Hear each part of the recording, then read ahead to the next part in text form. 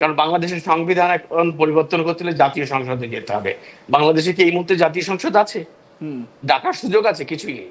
সুতরাং কারো মুখের কথা সংবিধান পরিবর্তন হয় না। সংবিধান, বাংলাদেশের সংবিধান, বাংলাদেশের মুক্তিযুদ্ধের পর 1972 সালে বাংলাদেশের একটি দলিল, যার ভিত্তিতে রাষ্ট্র পরিচালনা হবে। তো সেখানে লেখা আছে কিভাবে আপনি এটাকে পরিবর্তন করবেন, সংশোধন করবেন, সংযোজন করবেন, বিয়োজন করবেন। তো সেই ধারাবাহিকতা না রেখে যদি আপনি আপনার মনের মতো করে সংবিধান পরিবর্তন করে নেবেন, তাহলে তো এই পরিবর্তন কেউ সায় দেবে না। এটি প্রকৃতপক্ষে পরিবর্তন হবে না। এটি মূলত কি হবে? এটি মূলত জবরদস্তি হবে। তো জবরদস্তি ব্যাপারটাই তো বেআইন। সেই বেআইনিতে মধ্য দিয়ে শেখ হাসিনার বিরুদ্ধে, তার দলের নেতাকর্মীদের বিরুদ্ধে, মন্ত্রী এমপিদের বিরুদ্ধে যা হচ্ছে তা পুরোপুরি ভিত্তিহীন এবং তার পূর্ববর্তী অযৌক্তিক। এই অযৌক্তিক বিষয়গুলোকে যৌক্তিক ভাববার কোনো সুযোগ নেই। এগুলো যদি এই সরকারের পরিবর্তন হয়ে যায়, অটোমেটিকলি বাজেয়াপ্ত হয়ে যাবে। এটি আর নতুন করে কাউকে বলা লাগবে না, সাংবিধানিকভাবে বাজেয়াপ্ত হয়ে যাবে।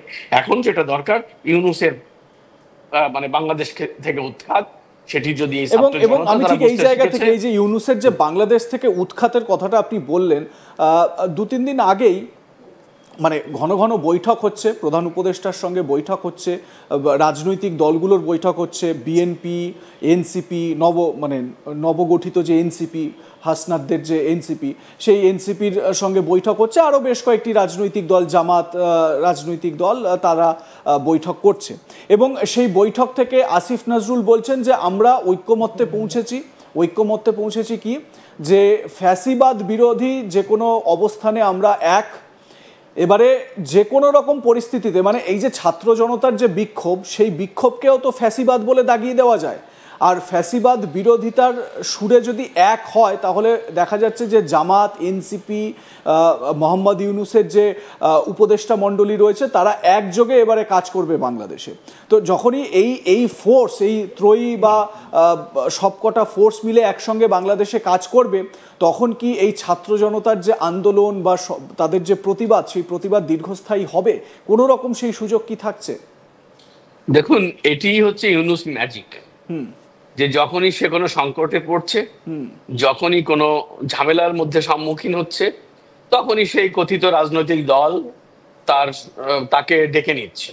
এবং সেখান থেকে বেরিয়ে এসে কিন্তু বিএনপি, কমিউনিস্ট পার্টি, এরা কিন্তু বলেছে যে আমরা বিপদে পড়লে আপনি আমাদেরকে ডাকেন, কিন্তু কাজের সময় ডাকছেন না। এবং বিএনপি কিন্তু বলেছে যে এইসব এইসব মিটিং করে রাজনৈতিক দলকে সংগঠিত করে রাষ্ট্র ক্ষমতা চালানো যাবে না। কারণ জনগণের সরকার প্রতিষ্ঠা না হওয়া পর্যন্ত, ভোটের মাধ্যমে নির্বাচিত সরকার না আসা পর্যন্ত বাংলাদেশটার সঠিক পক্ষে ধাবিত হবে না। এটা সবচেয়ে বড় রাজনৈতিক দল, তাদের মধ্যে যারা, বিএনপি বলেছে। এটি হলো একটা ইস্যু। এরা যে এদের সঙ্গে সন্তুষ্ট না, এবং ইউনূস যেটা তার যে প্ল্যান, সেই প্ল্যান অনুযায়ী করছে, তাদেরকে ঐক্যবদ্ধ রেখে নিজের ক্ষমতাকে পাকাপোক্ত করার, সেটি হবে না। এই কারণে হবে না যে, দেখেন, আমি আপনাকে দায়িত্ব নিয়ে বলতে পারি, বাংলাদেশের 2024 সালের 5ই আগস্টের শেখ হাসিনা ক্ষমতা ছাড়ার আগে তার দলের অবস্থা খুব শোচনীয় ছিল। জনগণ দ্বারা তারা আসলেই সত্যিকার অর্থে অনেকটা কি বলে যে বিচ্ছিন্ন হয়ে গেছিল জনগণ থেকে। জনগণ দ্বারা তারা প্রত্যাখ্যাত হয়েছিল। কিন্তু 2024-এর এই আগস্টের থেকে 2025-এর জুলাই পর্যন্ত, 25শে জুলাই পর্যন্ত বাংলাদেশে আমূল পরিবর্তন হয়ে গেছে। বাংলাদেশের মানুষ এই ইউনূস, তার সরকারের দুঃশাসন, জঙ্গিপনা, নানাবিধ কর্মকাণ্ড, অর্থ লোপাট থেকে শুরু করে অনেক কিছুর প্রমাণ চলে এসছে। এই কথিত এনসিপির নামে একটা কথিত ছাত্র সংগঠন তৈরি করা, যাদের কোনো ভিত্তি নেই, তাদের কোনো ভোট নেই, এসব নিয়ে জনগণ ব্যাপকভাবে বিক্ষুব্ধ। স্বাভাবিক কারণেই আওয়ামী লীগের ভোট এখন প্রায় 60-এর কাছাকাছি, 60% কাছাকাছি যদি এদেশে হয়। তো এই 60% মানুষের মতকে উপেক্ষা করে আপনি কথিত এই জাতীয় ঐক্য বা জাতীয় রাজনৈতিক ঐক্য করে আপনি সরকার ঠেকাতে পারবেন, এটা আমার কাছে মনে হয় না। এটি তাদের যত ঐক্যই হোক না কেন।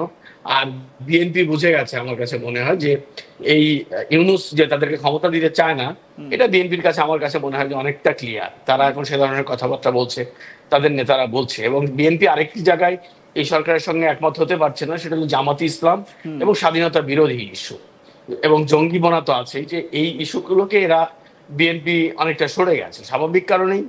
দেখুন, একটি রাজনৈতিক গণতান্ত্রিক এবং মুক্তিযুদ্ধ চেতনার রাজনৈতিক দল হিসেবে যদি বিএনপি নিজেদেরকে দাবি করে, হ্যাঁ, সেক্ষেত্রে অবশ্যই তাদেরকে ইউনূসের পক্ষে দাঁড়ানোর সুযোগ নেই। আজকে হোক কালকে হোক, আজকে তারা সরাসরি হয়তো পদক্ষেপ নিচ্ছে না, কিন্তু বলছে মুখে, কালকে তারা পদক্ষেপ নেবে।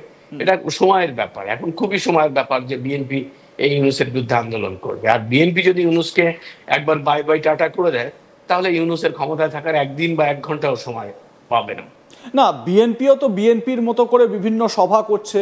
আমরা দেখতে পাচ্ছি যে এই যে ক্ষোভ বা বিক্ষোভ, ছাত্রদের যে তাদের যে রোষ, জনরোষ, সেই নিয়ে তো সরকারের বিরুদ্ধে বা উপদেষ্টার বিরুদ্ধে, প্রধান উপদেষ্টার বিরুদ্ধে বিএনপি সরব হচ্ছে।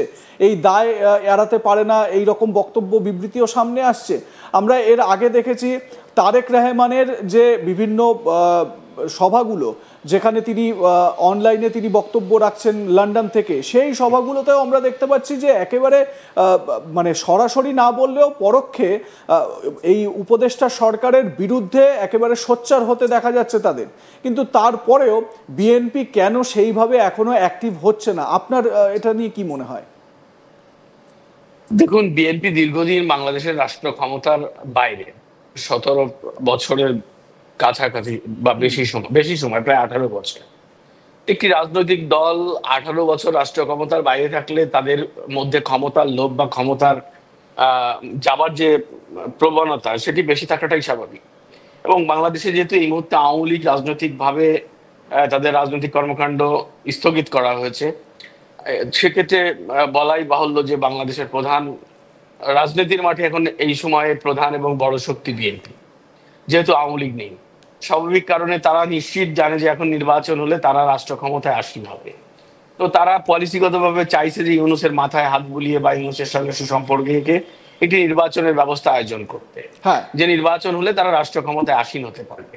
কিন্তু আদৌ তারা নির্বাচন যে ইউনূস সরকার দেবে না, তারা এটা বুঝতে পারছে না এই মুহূর্তে একদম। কিন্তু কিন্তু আস্তে আস্তে তারা বুঝে উঠছে যে আসলে ইউনূস নির্বাচন দিয়ে বিএনপি কে ক্ষমতায় বসাতে চায় না। সে তাদের ইউনূসের যে যাদের পাঁচাটা বাহিনী, এই এনসিপি বা জামাত বা ইসলামিক রাজনৈতিক দলের নামে যে জঙ্গি গোষ্ঠী তাকে সমর্থন দিচ্ছে, এরাই মূলত চাইছে রাষ্ট্র ক্ষমতায় ইউনূস তাদেরকেই আসীন করতে চাইছে। এটা যখন ধীরে ধীরে ফুটে উঠছে, তখন বিএনপির কিন্তু জ্ঞান হচ্ছে, বিএনপির বোধ শক্তি বাড়ছে, তখন তারা বুঝতে পারছে। এবং মানে এই ষড়যন্ত্রের ফাঁদ যে দেখুন, স্বাভাবিকভাবে মানে আমরা যেটা কি দেখি, একটা সরকার কিভাবে গঠিত হয়, মানুষের দ্বারা নির্বাচিত সরকার গঠন হয়, গণতান্ত্রিক প্রক্রিয়াতে আমরা ভোট দিই, ভোটাধিকার প্রয়োগ করে সরকার নির্বাচিত করি। কিন্তু সেটা যে বাংলাদেশে এই মুহূর্তে হবে না, বা নির্বাচন যদি দেখানো হয় প্রাথমিকভাবে, কিন্তু তার নেপথ্যে প্রহসন হবে বলে মনে করছেন বিশেষজ্ঞরা।